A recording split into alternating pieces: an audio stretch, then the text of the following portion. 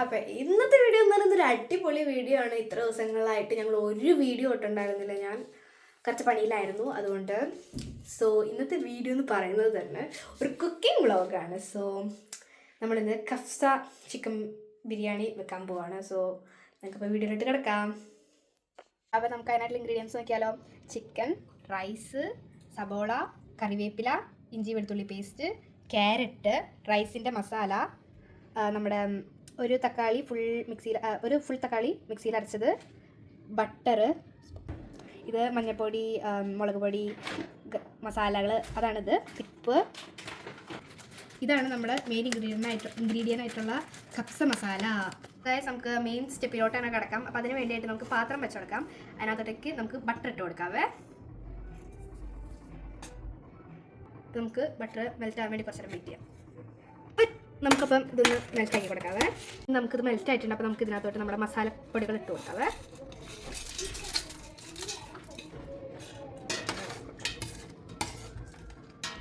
അപ്പോൾ നമുക്ക് ഇനി ഇത് പൊട്ടാൻ വേണ്ടി വെയിറ്റ് ചെയ്യാവേ. ഇതിപ്പോൾ പൊട്ടിക്കൊണ്ടിരിക്കുകയാണ്. നമുക്കപ്പോൾ കൊടുക്കാം. അപ്പോൾ നമുക്ക് അതിനകത്തോട്ടായിട്ട് നമ്മുടെ ഇഞ്ചി വെളുത്തുള്ളി പേസ്റ്റ് ഇട്ട് കൊടുക്കാവേ.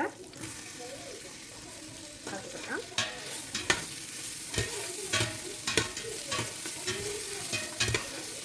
അപ്പോൾ ഇനി നമുക്ക് ഇതിനകത്തോട്ട് സബോള ഇട്ട് കൊടുക്കാവേ.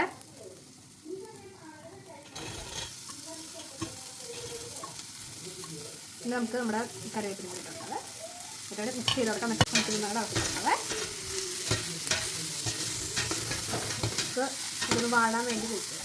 നല്ലോണം അവിടെ വാടി നല്ലോണം ഇളക്കി. അപ്പോൾ ഇനി നമുക്ക് നമ്മുടെ നേരത്തെ പറഞ്ഞ മസാലപ്പൊടികൾ ഇട്ട് കൊടുക്കാം. മുളക് പൊടി, മഞ്ഞൾപ്പൊടി, അത് നമുക്ക് ഇതിലേക്ക് ഇട്ട് കൊടുക്കാവേ.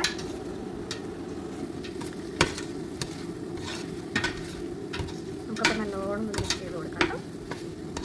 അപ്പോൾ നമുക്ക് ഇതിൻ്റെ മെയിൻ ഇൻഗ്രീഡിയൻ്റ് ആയിട്ടുള്ള കപ്സ മസാല നമുക്ക് ഇട്ട് കൊടുക്കാവേ. അപ്പോൾ നമുക്ക് ഞാൻ മസാല ഇട്ടിട്ട് നല്ലോണം മിക്സ് ചെയ്ത് കൊടുക്കാവേ.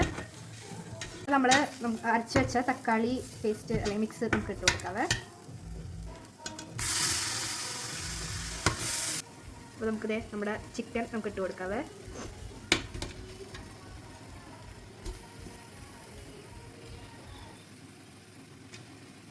നമുക്ക് ചിക്കൻ ഇട്ടിട്ട് മിക്സ് ചെയ്ത് കൊടുക്കാം.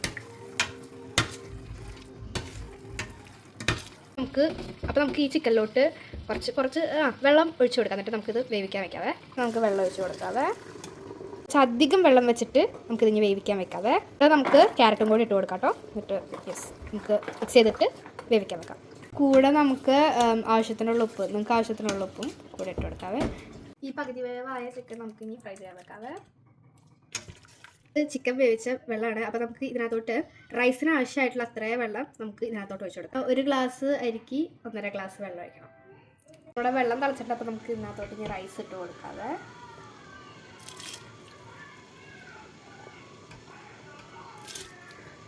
കഴുകി വെച്ച എല്ലാ അരിയും നമുക്ക് ഇതിനകത്ത് ഇട്ട് കൊടുക്കാവേ.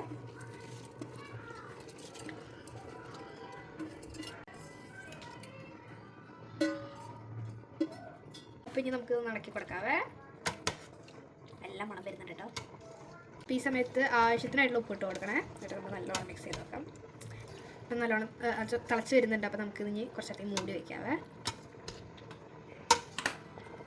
നല്ല മണം വരുന്നുണ്ടേ.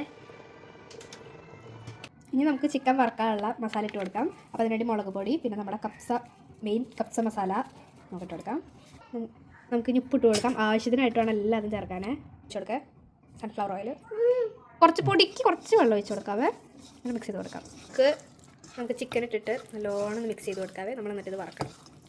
വാണ്ട് ടു ഫ്രൈ നമ്മുടെ ഇപ്പോൾ മിക്സ് ചെയ്ത് വെച്ച ചിക്കൻ.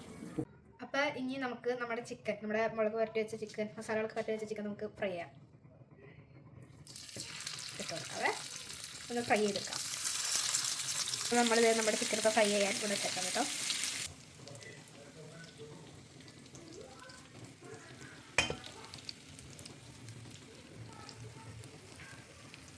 അപ്പോൾ ഗൈസ് നമ്മുടെ കപ്സ ചിക്കൻ ബിരിയാണി റെഡി ആയിട്ടുണ്ട്. നമ്മുടെ സാലഡ്, ചിക്കൻ, നമ്മുടെ ബിരിയാണി. അപ്പോൾ നമുക്കൊന്ന് ട്രൈ ചെയ്ത് നോക്കിയാലോ. നമുക്ക് കുറച്ചെടുത്തിട്ട് കുറച്ച് ചിക്കനും കുറച്ച് സർലാസ് കൂടി മിക്സ് ചെയ്ത് കഴിച്ചേക്കാം. അടിപൊളി എന്ന് പറഞ്ഞാൽ അടിപൊളി. നിങ്ങളും ഈ റെസിപ്പി ട്രൈ ചെയ്യണം വീട്ടിൽ. എന്നിട്ട് പറയണം എങ്ങനെയാണ് വന്നതെന്ന്. അപ്പം ഇനി നിങ്ങൾ ഈ വീഡിയോ സബ്സ്ക്രൈബ് ചെയ്യണം, ലൈക്ക് ചെയ്യണം, കമൻറ്റ് ചെയ്യണം, എന്നെ സപ്പോർട്ട് കൂടി ചെയ്യാൻ മറക്കരുത്. ബൈ.